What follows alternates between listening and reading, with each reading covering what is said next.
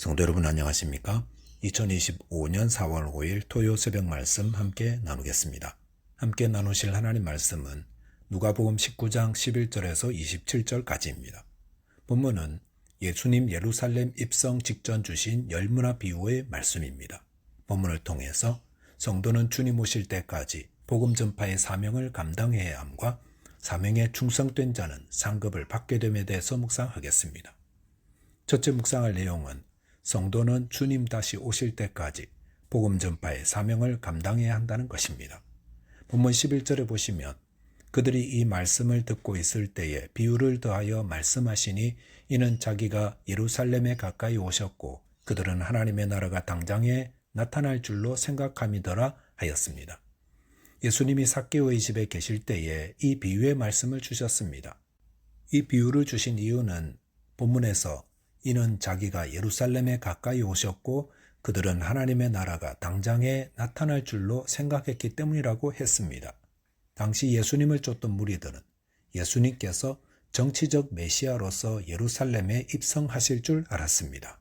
이는 마치 다윗의 아들 압살롬이 무리를 모아 예루살렘에 입성함으로 왕이 되듯 예수님도 제자들과 예루살렘에 입성하면 정치적으로 왕이 되시고 유대인들이 그토록 대망하던 메시아 왕국, 즉 하나님의 나라가 나타날 줄로 생각하고 있었던 것입니다. 이에 대해서 예수님은 이들의 잘못된 생각을 깨우쳐 주시기 위해 이 열문화 비유를 말씀하셨던 것입니다.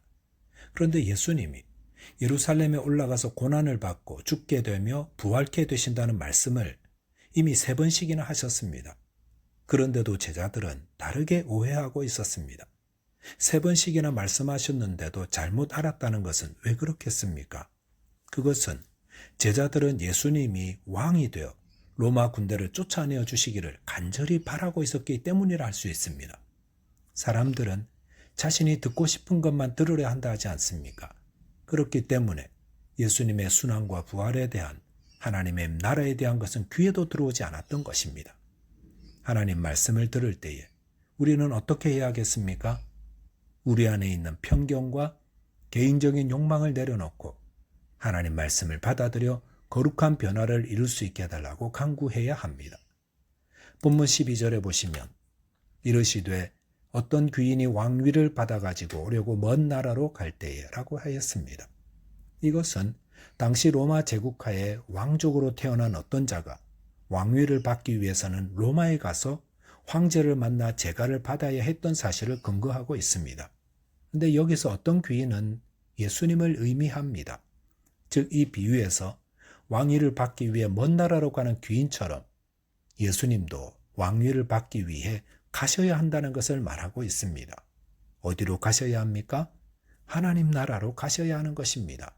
그리고 승천하신 예수님은 다시 오신다고 했습니다. 본문 13절에 보시면 그 종 열을 불러 은화 열문화를 주며 이르되 내가 돌아올 때까지 장사하라 하니라 하였습니다. 여기 보시면 왕위를 받으러 떠나는 주인은 그냥 떠난 것이 아니라 열 종들에게 한 문화씩 주며 주인이 돌아올 때까지 장사하라는 명령을 남겼다고 했습니다. 이것은 주님께서 부활 승천하시기 전 남겨진 주의 제자들에게 복음 전파를 사명으로 주셨음을 말합니다. 여기 보시면 승천하신 예수님은 하나님 보좌 우편에서 하늘과 땅과 온 우주 만물을 다스리는 왕이 되시고 하나님이 정한 때에 다시 이 땅에 임하실 때도 왕으로 오심을 말씀합니다. 그때까지 성도는 어떻게 지내야 합니까? 이 비유에서 종들이 주인은 맡겨주신 문화로 장사를 해야 하는 것처럼 성도들은 복음 전파의 사명과 책임을 다하고 있어야 한다는 것입니다. 여기 보면 성도가 어떻게 살아야 하는가에 대한 명쾌한 가르침이 있습니다. 세상 사람들 가운데는 인생의 목적이 무엇이며 어떻게 살아야 하나를 가지고 고민하는 경우가 많은데 성도들은 삶의 목적이 분명합니다. 성도들의 삶은 왕으로 돌아오실 예수님을 기다리는 삶입니다. 그리고 성도들이 행할 일은 예수님이 맡기신 복음 전파의 사명을 다하며 사는 것입니다. 주님께서 언제 오실지는 아무도 모릅니다. 단 하나 분명한 것은 예수님은 왕으로 다시 오신다는 것입니다. 저와 여러분께서 예수님이 만왕의 왕으로 재림해 오실 때까지 주님께 받은 복음 전파의 사명을 충성스럽게 감당하는 자 되시기 바라겠습니다. 둘째로 묵상할 내용은 사명에 충성된 자는 상급을 받는다는 것입니다. 본문 14절에 보시면 그런데 그 백성이 그를 미워하여 사자를 뒤로 보내어 이르되 우리는 이 사람이 우리의 왕됨을 원하지 아니하나이다 하였더니라고 하였습니다. 이 비유는 실제로 있었던 사건을 배경으로 하고 있습니다. 즉 헤롯의 아들이었던 아켈라오는 아버지 헤롯이 죽자 그 왕위를 계승하기 위해 로마로 갔었습니다. 그런데 그의 왕됨을 싫어한 유대인들이 모의하여 50인의 대표를 로마로 보내어 그의 포악성을 황제에게 고자질하므로 결국 아켈라오는 왕위를 받지 못하고 다만 유대와 사마리아 작은 지역만 다스려는 분봉왕이 되어 돌아왔습니다.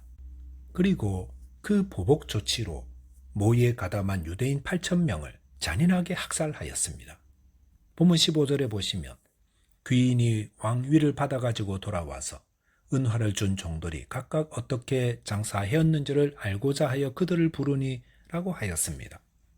왕위를 받으러 갔던 귀인이 결국 왕위를 받아 돌아온 후에 행한 것은 종들을 불러 문화를 회개하는 것이었습니다.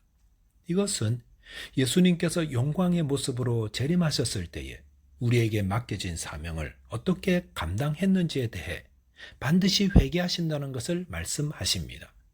주님이 다시 오시는 날, 그날은 회개와 결산의 날이 될 것입니다. 어떤 결산입니까? 주인이 맡기신 문화, 즉 주님께서 맡기신 복음 전파의 사명을 얼마나 잘 감당했나에 대한 결산입니다. 본문 16절에 보시면 그 첫째가 나와 이르되 주인이여 당신의 한 문화로 10문화를 남겼나이다 라고 하였습니다.